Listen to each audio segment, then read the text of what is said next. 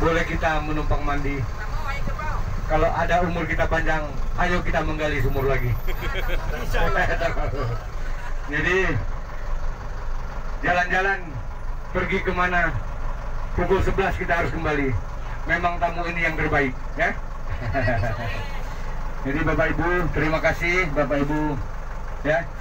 Ini ada hadiah untuk saya. Saya sebenarnya Bapak Ibu tak memikirkan tip. Saya tak memikir, saya kerja mencoba yang terbaik. Karena yang memikirkan bukan saya, Ibu lah. Saya hanya terima saja. Jadi terima kasih banyak-banyak Ibu ya. Terutama Ibu ya yang sudah membawa ilmu dari Malaysia sana datang kemari dapat pengetahuan. Semoga Bapak Ibu mempunyai ilmu pengetahuan yang sempurna.